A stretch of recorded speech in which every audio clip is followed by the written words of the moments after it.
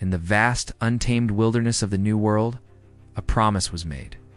A promise of a new beginning, a New England. But that promise would become the foundation for America's oldest and most haunting unsolved mystery.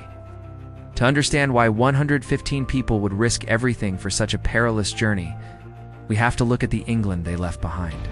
16th century England was a place of rigid social hierarchy and limited opportunity. For the average person, the chance to own land and build a new life from scratch wasn't just an offer of wealth. It was a promise of rebirth. The New World represented a blank slate, a chance to escape poverty and forge a new identity, far from the watchful eyes of kings and aristocrats. When Governor John White returned to his colony on Roanoke Island in 1590, he expected to be greeted by 115 of his people, his friends, his family. Instead, he was met with a profound and chilling silence. The houses had been dismantled, the people had vanished. The only clue left behind was a single, cryptic word carved into a fence post. CROATOAN. How can over 100 men, women, and children disappear from the face of the earth? For centuries, we thought we knew the possible answers. But recent discoveries suggest the real mystery of Roanoke is not what you think. Our story begins in the turbulent world of the late 16th century. England, under Queen Elizabeth I, was locked in a bitter Cold War with Spain. Spain was rich with gold from its New World colonies, and England desperately wanted a piece of the action. Sir Walter Raleigh, a charismatic courtier and explorer, convinced the Queen that establishing a permanent English settlement in North America was the key to challenging Spanish power. To the colonists who signed up, it was a promise of land, opportunity, and freedom from the rigid class structures of England. But the journey itself was a brutal test of endurance. After months crammed into a small, storm-tossed vessel, they arrived on the coast of what is now North Carolina in 1587. This was not just a military outpost, it was meant to be a new home. The group included families led by their governor, an artist named John White. A symbol of this new beginning came quickly, with the birth of White's own granddaughter, Virginia Dare, the first English child born in the New World. However, the reality of colonial life soon set in. Their supplies dwindled faster than expected, and their attempts at farming yielded poor results in the sandy soil. Tensions grew with some of the local Native American tribes. Facing a desperate winter, colonists urged John White to return to England to plead their case for more resources and reinforcements. He reluctantly agreed, leaving his entire family behind. He promised to return as soon as possible. He had no idea it would take him 3 agonizing years. Just as he arrived in England, the Cold War with Spain turned hot.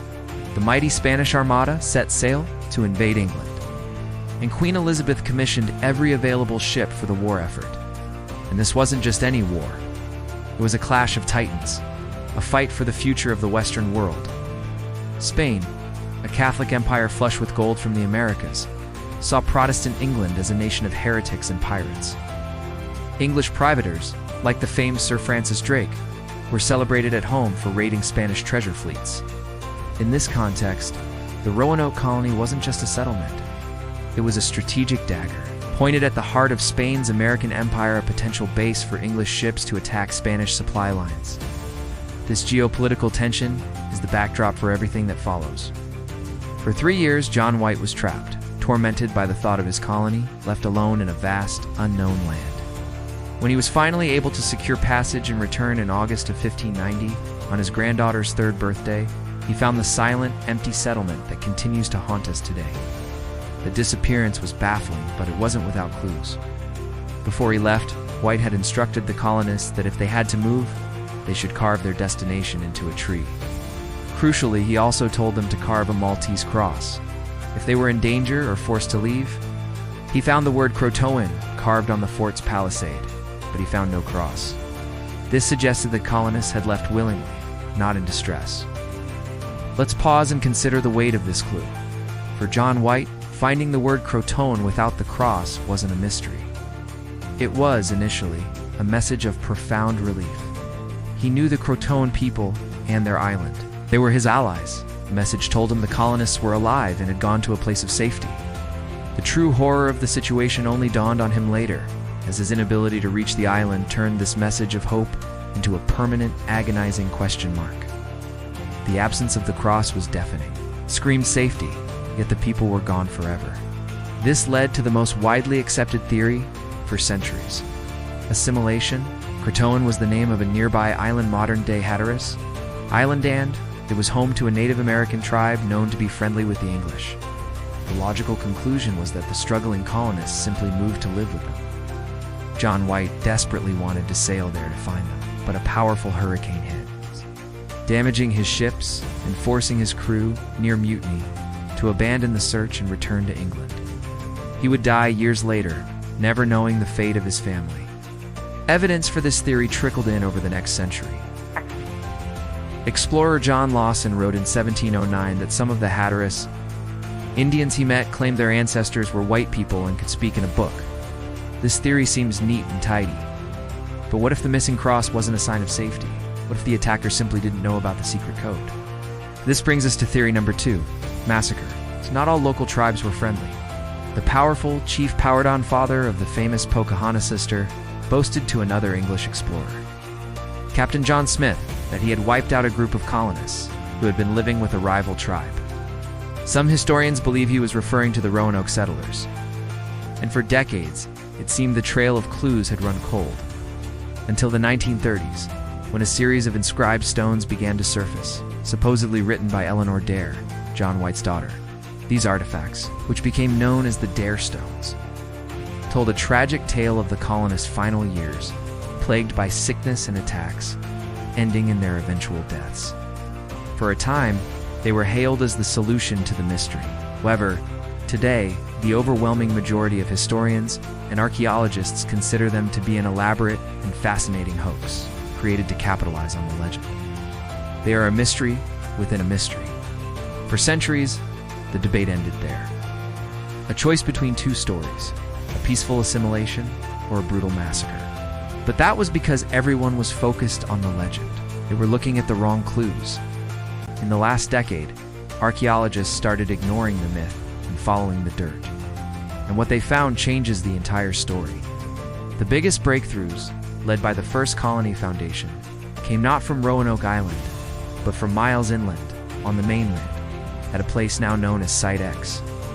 Archaeologists here unearthed something remarkable: a small collection of 16th century English pottery, specifically a type called Surrey Hatteras ware, which was known to be used by the colonists. This pottery was found mixed in with native designs, used, broken, and discarded over time in the same place. It was irrefutable proof of cohabitation, deep in the Carolina woodlands. This new understanding of Roanoke's fate is the result of painstaking investigative work. It combines oral histories with modern technology, like ground-penetrating radar, which can detect soil disturbances and potential settlement sites without ever breaking ground. Each fragment of pottery, every rusted nail, every tiny European glass bead found at these inland sites tells a story. It speaks to the daily lives of survivors who were actively building a new, blended society, far from the coast, where everyone assumed they had perished. This discovery supports a new, far more nuanced theory. The colonists didn't just vanish, and they didn't just move to CROATOAN Island. It's now believed they executed a calculated plan for survival, likely informed by knowledge of the coming war with Spain and the expected delay of their supply ships. They split into smaller, more manageable groups.